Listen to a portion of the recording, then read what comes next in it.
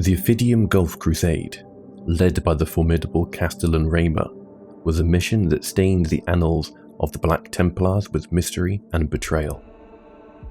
With a mere 90 Astarte warriors under his command, Raymer would venture deep into the treacherous veiled regions of the galactic south Segmentum Tempestus, a largely unexplored tract of wilderness space.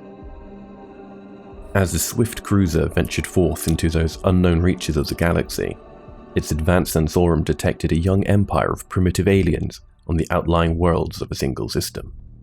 These beings lived in grand cities of gold, towering structures that glimmered in the light of their system's star, and paid homage to a mysterious entity they referred to only as the voice of the Emperor. Raymer, a loyal warrior of the Emperor, could not let such blasphemy stand. He ordered his warriors into their battle stations and set forward to the outlying worlds.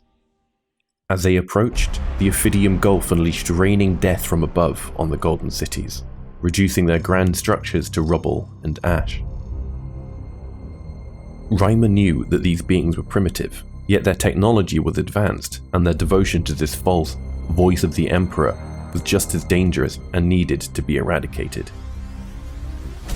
As the dust settled and the cities laid in ruin, Raymer and his warriors moved in, purging all who remained with bolter and blade. But as Raymer surveyed the destruction, he couldn't shake off the feeling that there was something more at play here. Who or what was this voice of the Emperor that these primitives paid homage to? Why were their cities built of gold, and why did they refer to it as the Emperor? These were questions that he needed to uncover, and he was determined to find answers. As the crusade progressed, the Black Templars encountered many worlds that had already been ravaged by destruction. Cities laid in ruin, their inhabitants slaughtered, and the once verdant landscapes were now nothing more than rubble.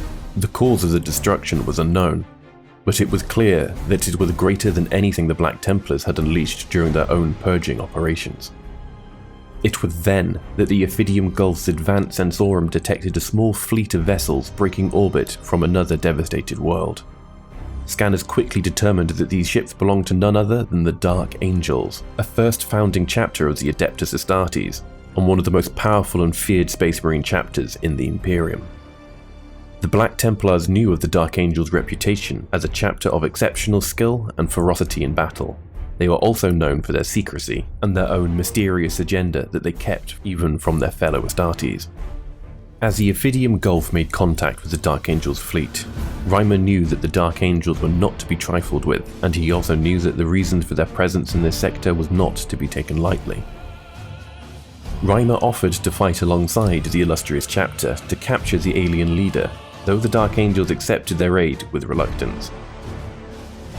The final battle of the Crusade was fought in the Golden Paved districts, the last refuge of the alien leader who had somehow swayed an entire empire into becoming his own personal fiefdom. As the Dark Angels decimated the alien army from afar with deadly accurate fire from their Devastator squads, Raymer's sword brethren led the charge on the alien leader's golden palace. Despite their advanced and terrifying technology, the Black Templars pushed through the deadly fire, eventually breaching a vast, domed chamber in the heart of the palace. In the center of the chamber, they were met with a curious sight. There sat a mysterious figure clad in black power armor that was unlike any they'd ever seen. Unlike the heraldry and livery of the Adeptus Astartes, this figure's armor bore no markings or recognizable insignia, making it clear that he was not from any known chapter. As the Black Templars entered, the figure rose, his presence commanding and imposing. His eyes marked him as an Astartes, but his armor and lack of identification made it clear he was not one of the Emperor's loyal sons. Despite the ominous feeling in the air, the warrior made no attack, but instead smiled, as though he'd been pleasantly surprised. "You are not lapdogs of the line? How curious," he said, his voice deep and resonant. Since the figure was a space marine, Corbinian, the Emperor's champion, stayed his hand and relayed news of his discovery to Raymer, who ordered a regroup that they might return the prisoner for questioning. They locked the prisoner in the Ophidium Gulf's most secure vault, but this was a decision that Raymer soon had cause to regret when the Dark Angels discovered what had happened. As soon as the Dark Angels heard of what had transpired, they demanded the prisoner be transferred to them at once. Raymer had intended to question him for himself, and so refused. But as soon as the ship's ordnance sensori warned him that the Dark Angel fleet was powering up their weapons, Raymer knew that he had no choice but to relinquish the prisoner to the Lion's sons. As the strange space marine was handed over to the Dark Angels, Raymer couldn't shake this feeling of unease that had settled in. He knew his lone strike cruiser was no match for the Dark Angels' entire fleet, and that his decision to comply was a matter of survival. But as soon as the Dark Angels broke orbit and departed the system, Raymer couldn't help but wonder what their ultimate intentions were.